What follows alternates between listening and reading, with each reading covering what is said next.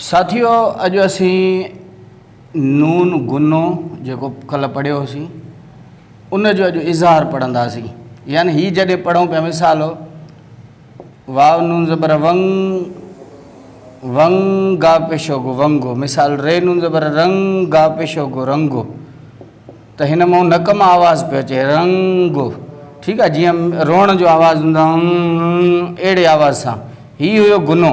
हाणे जेको नून असां पढ़ूं था उहो आहे इज़हार, यानी उन जो नून हूंदो गुनो ई पर उनखे ज़ाहिर करे पढ़ंदासीं। अचो पढ़ी वठो। बेनून ज़बर बंद दाल पेशो दो बंद, ही बंद भी थी सके थो बंद भी थी सके थो। मूं कल बि तव्हांखे इहो अर्ज़ु कयो त लास्ट वारो अखर जेको बि हूंदो उनखे ज़ेर ज़बर या पेश उहो तव्हांजे मुताबिक़ अची सघे थो। ठीकु आहे, त जेकॾहिं असां हिनखे पेश था ॾियूं हिते त बंद, यानी जॾहिं ॿोॾ वग़ैरह ईंदी आहे त बंदि ॾिबो आहे, जेको ट्रोड़ी बंदि बचाव बंदि जेको थींदो आहे ओहिड़े तरीक़े सां बंदि। दाल नून ज़बर ॾंद दाल पेशो थो, ॾंद बि थी सघे थो ॾंद बि थी सघे थो। हिते नून ॾिसो ॾंदो, नून ज़ाहिर थो थिए, इनखे ॾंदो करे न पढ़ंदासीं, चाहे हिनखे बांदो नक मां नाहे कढणो। दाल नून ज़बर ॾंद दाल पेशो थो ॾंद, रे नून ज़बर रन दाल पेशो थो रंदो। ठीकु आहे, सम्झंदा हूंदो। रे नून ज़बर रन दाल पेशो थो रंदो, यानी जॾहिं चोर चोरी करे वेंदा आहिनि किथां, पुठियां वरी रंदो खणबो आहे, उन्हनि जो पेरो खणबो आहे जॾहिं रंदो। हीअ आहे काफ़ नून ज़बर कन दाल पेशो थो कंधो, खे नून ज़बर खंड दाल पेशो थो खंड। हाणे हिनखे खंड बि चई सघो था खंड बि चई सघो था। हीअ मूं तव्हांखे पहिरियां अर्ज़ु कयो त जेको डाल आहे इनखे ड्राल ड्रेल उतरारी सिंधी ॿोली में इनखे ड्राल ड्रेल बि चवंदा आहिनि ऐं इनखे डाल बि चवंदा आहिनि लाड़े जी ॿोली में।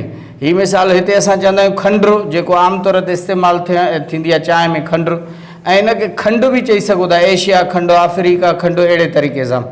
त हाणे हीअ जेको आहे तव्हां ते थो डिपेंड करे तव्हां हिनखे कीअं था पढ़ो, खंडु था चओ या खंडु था चओ, आहे ॿई सही, पर हिन अखर जी ॻाल्हि आहे हीअ जेको आहे डाल डेल बि चइबो आहे, हिनखे डाल ड्रेल बि चइबो आहे खंडु।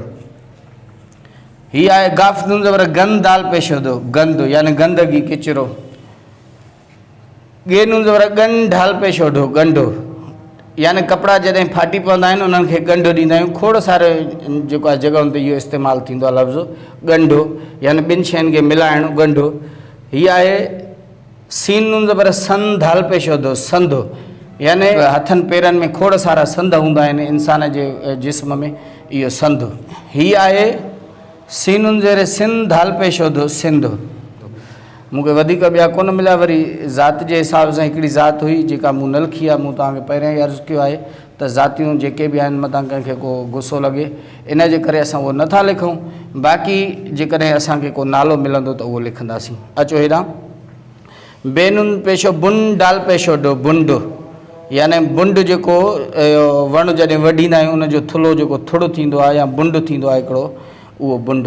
मीमनुन पेशो मुंड ढाल पेशो डो मुंड, यानी का बि शइ हूंदी आहे शुरूआत जंहिंजी हुजे उनखे मुंड चइबो आहे, यानी जिथां का शइ शुरूआत थिए, जंहिंजी का शइ शुरू थिए। जीअं अब किताब जो मुंडो।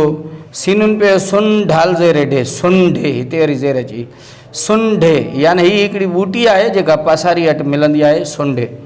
हीअ आहे दाल नून पे दुन दाल पेशो धो धुंधो, धुंध थींदो आहे कोयर थींदो आहे, या सियारे जे मौसम में धुंध थींदो आहे, का शइ साम्हूं नज़र न ईंदी आहे, इनखे बि इनखे धुंध चइबो आहे। ठीकु आहे साईं, ऐं उमेदु कयां थो इहा अॼु असांजी कोशिशि तव्हांखे पसंदि आई हूंदी। पहिरियां असां गुनो पढ़ियोसीं, अॼु उन ई नून जो इज़हार पढ़ियो आहियूं। ऐं उमेदु कयां थो त इनशाला तव्हांखे हीअ शयूं पसंदि ईंदियूं। जेकॾहिं पसंदि अचंदियूं त असांजी यूट्यूब चैनल अब्दुल वहाब कोरी जो खे ज़रूरु सब्सक्राइब कजो, तव्हांजी तमामु घणी महिरबानी थींदी। अलाह पाक तव्हांजो हामी ऐं नासिर, आमीन या रब्बल आलमीन।